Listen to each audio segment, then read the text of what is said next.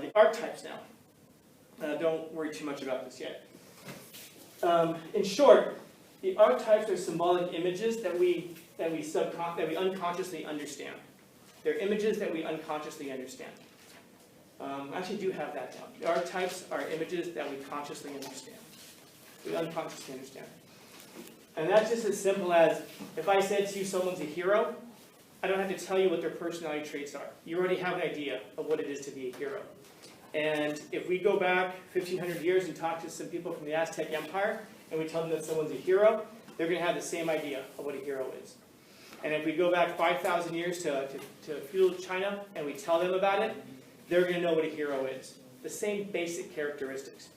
So it's just the symbolic images that we unconsciously understand. Now what we're going to see here is that, according to Jung, all of us fit into one of these. And I'm going to give you a bigger graphic for this, so don't worry too much about the graphic here. That all of us fits into one of these categories. Here I identify 12 kind of personality types, we might say.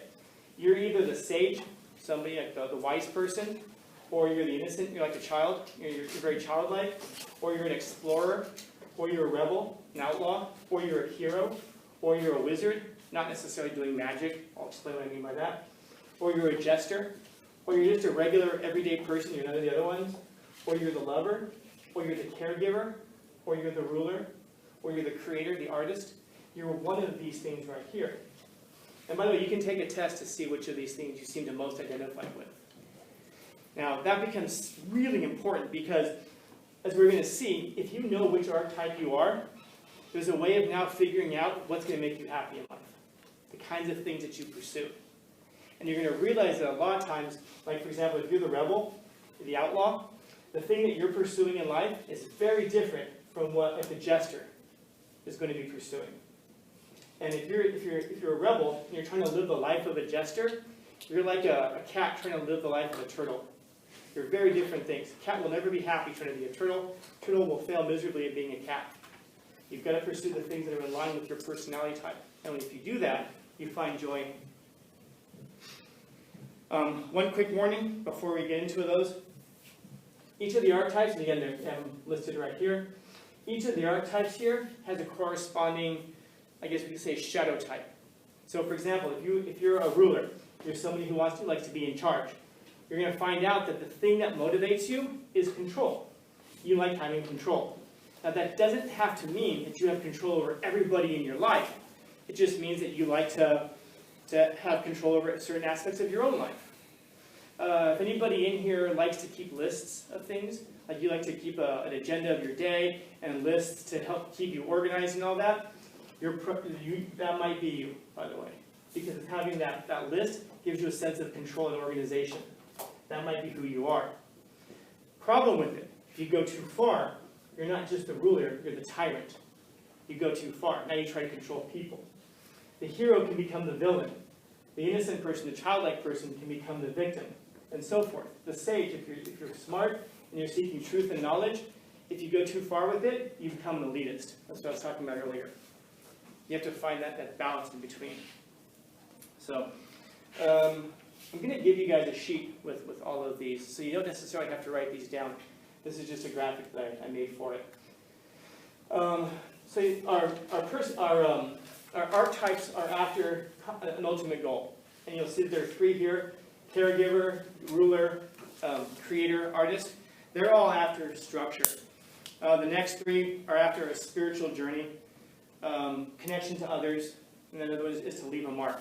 So the type of archetype that you are, identified here, this tells you your positive aspect. So for example, if you're a caregiver, you're compassionate. That's positive. If you're too compassionate, though, you go too far on it, now you're self-sacrificing. That's a bad thing. You don't want to sacrifice yourself. But what's motivating you ultimately is a desire for service. Service is what makes you happy. You like helping others. You enjoy it. But ultimately, what you're after at the base level is structure. You're looking for a life of structure, and structure is what makes things meaningful for you. It makes it understandable for you. The same is true if you're like the ruler.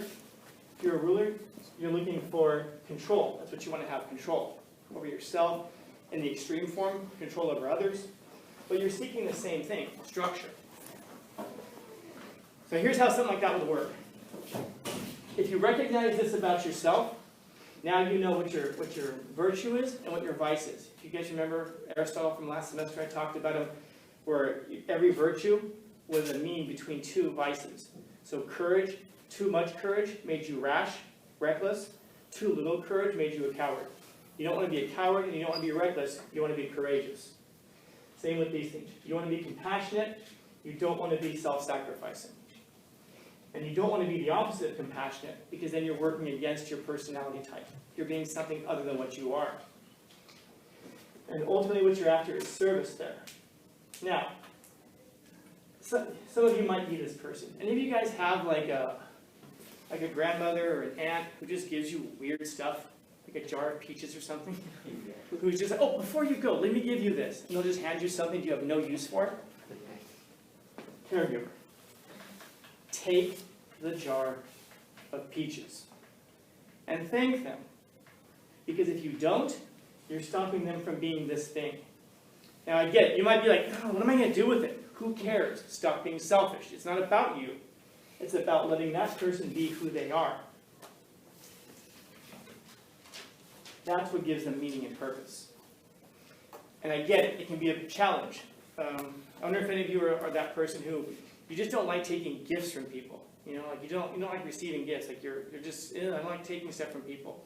That's where the challenge comes in. Because if your grandmother is that person, but you don't like taking gifts, you need to set yourself aside for a minute. Because if you don't let that person be the caregiver, their life is negatively impacted by that. Because they can't be the thing that they are. How is it you can help that person be who they are? Accept their gifts. You know, I get it. You might think like, oh, but I feel like I'm taking advantage. You're not. You're helping that person be who they are. You know? That's what motivates them. So far, so good? And again, you can see this for all of the types to find out what you are. The innovator, the creator, the artist, they seek to be creative. The problem is that artists, creative people, are also really good at destroying things. And this is why I told you that if any of you are dating someone who's a poet, run. Get away from them. If you're dating a musician, run. And I know what you're going to say. It's different with this. And it's never different, because the artist's job is to go out and experience chaos, put it into a form that the rest of us can understand, and then present it to us. You can't live in the chaos with somebody and not be affected by it. You know, it's going to be a chaotic life. Now, if you're okay with the chaotic life and ultimately everything being destroyed, fine. But understand that's probably where it's going to go for most people. It's amazing that we behave in such ugly ways for beautiful things. You know, this is kind of what the artist does. The artist behaves in ugly ways to create beautiful things. Now, here's the caveat. If you're the artist, but you're trying to be the caregiver, and so you're pursuing a life of service, your life's not going to feel right. You're not going to feel like you belong.